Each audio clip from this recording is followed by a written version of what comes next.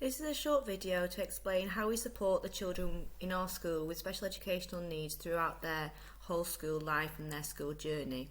So first of all, we start in our early years foundation stage, and this is the progression document for those children with SEND within the early years foundation stage. The early years foundation stage areas of learning are broken down into 7 strands. We have our prime areas of learning, which are communication and language, physical development, and personal, social and emotional development, and our specific areas of learning, which are literacy, maths, understanding the world, and expressive arts and design. As you can see here, this document is not only broken into those 7 strands of learning, each of those strands is broken up into 2 or 3 more strands of learning. So this communication language is split into listening and attention, understanding and speaking.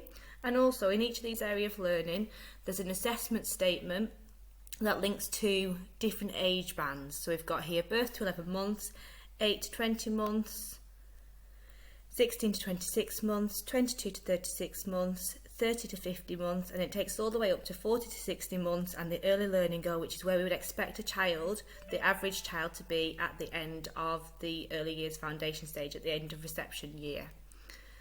So this document is used for those children with special educational needs because it's allowed us to break down assessment focuses into smaller, more manageable steps for those children that need that extra bit of support. What we do with this information, we use it as an assessment document. We assess where a child is up to, and then from this we would create targets for the child that would then develop an individual education plan. So you can see here I've started to highlight what this particular child can do. So this child, within the strand of speaking, is able to copy familiar expressions such as oh dear, beginning to put 2 words together, and is able to use different types of everyday words such as nouns and verbs in their communication. I've highlighted the next step in blue, which is to begin to ask simple questions. We would obviously highlight this document for all the different areas of learning.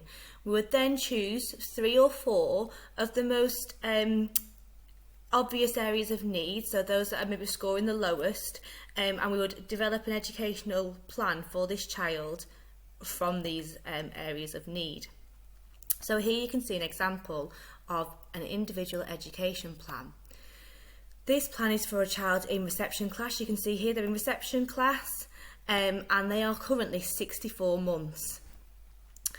Here within the education plan, we look at when the assessment has taken place, and this is important so we can track the progress, what progression step they're up to, what the child can do, what they're showing they can do within the assessment.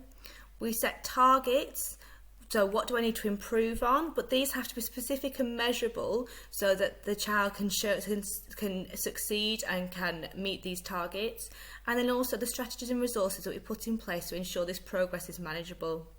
We then look at the evaluation process, and we would evaluate this target. So we would look every now and again to see whether the child's met the target, whether actually the target might be too tricky for the child, and maybe if they can't meet it and it's taken quite a long time, that we need to maybe take a step back.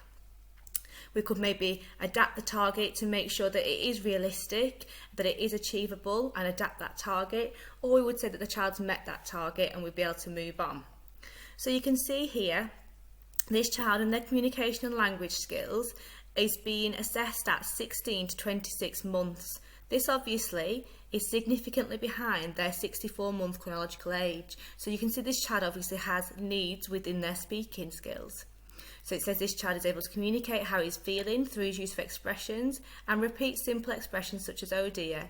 He's also able to use everyday nouns. So you can see those statements are taken from the SEN tracker that we've just looked at. The next step is to begin to ask simple questions.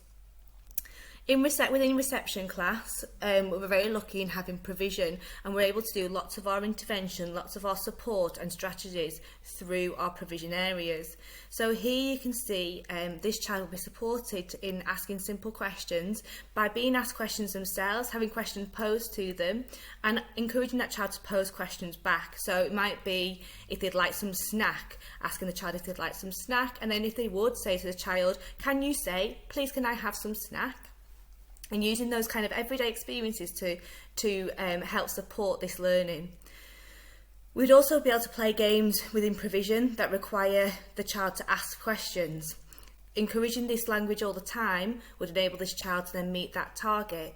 After a while, this document is evaluated really regularly, so when children are worked with, if you can see that this child is meeting this target, it will be evaluated to say that they've met the target, that they're now able to use questions in everyday experiences, and then we would then look at what the next appropriate target would be.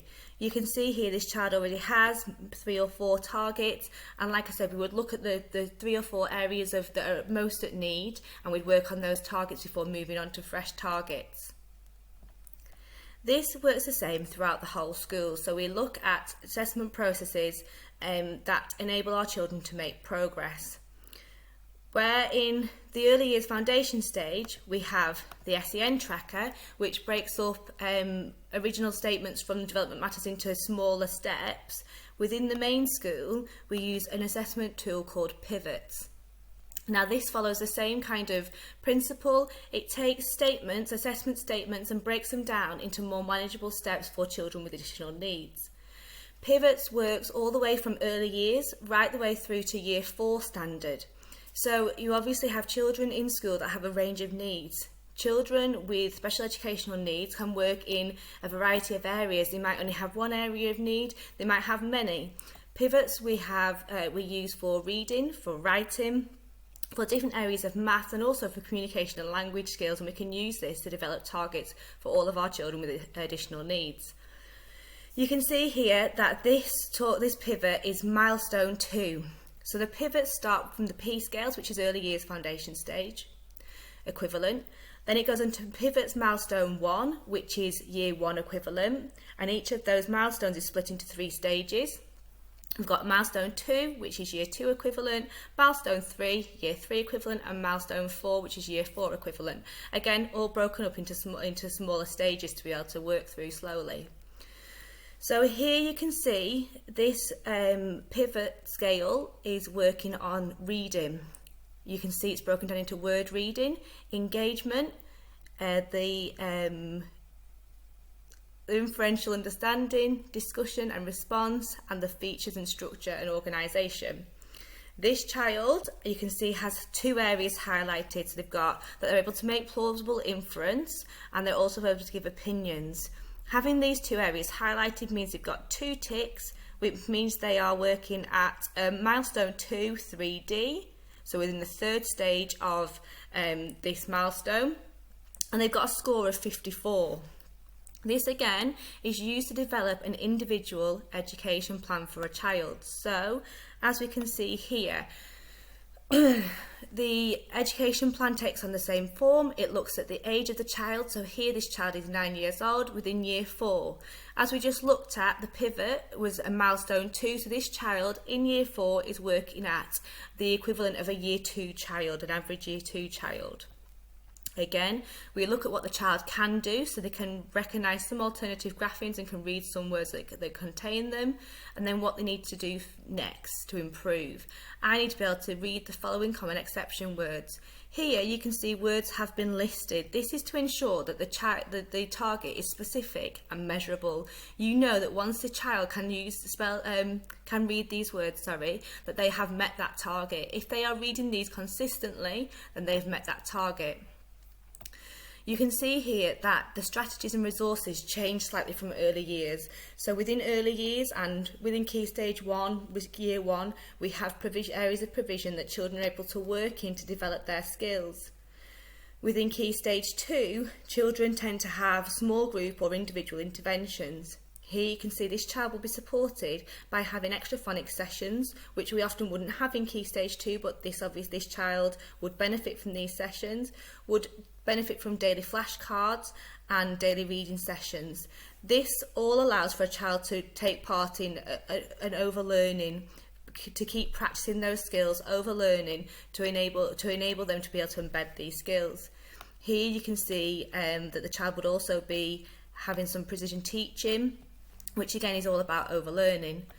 This process then carries on the same, so the targets will be worked on until the child has met them, or until we think that actually maybe this target is too tricky for the child, maybe we need to review it. Here you can see this child has made good progress with her reading in school and can read these words. She's benefited from daily reading in school, and this should continue. So here what we would do for this child, if she's met this target, we would acknowledge that she's met it and then form a new target for her, so that this child is able to experience success time and time again and make that progress. These small steps of progress all add up, and obviously we want this child to get back on track, or to be as close as possible to being in line with her peers. This works the same throughout school, and as I said, the pivots work from the age of early years foundation stage right through to year 4, which tends to cover the most of school. If a child in year 6 has special educational need and are working significantly below their age range, then they tend to be in year 4 at the highest, and that's why we got the pivots to that age range. IEPs, if your child has an individual education plan, it would be shared with you. You can see here there's a box that says shared with parent or carer. These targets will be discussed with you, and you'll be able to have some input into that as well. Discuss how you feel your child's doing, how you feel like they're progressing, and what different things you can do at home to support them as well. If you have any more questions on this, feel free to email Mrs. Barratz or myself, Miss Culkin, and we'll answer any questions that we can. Thank you for listening.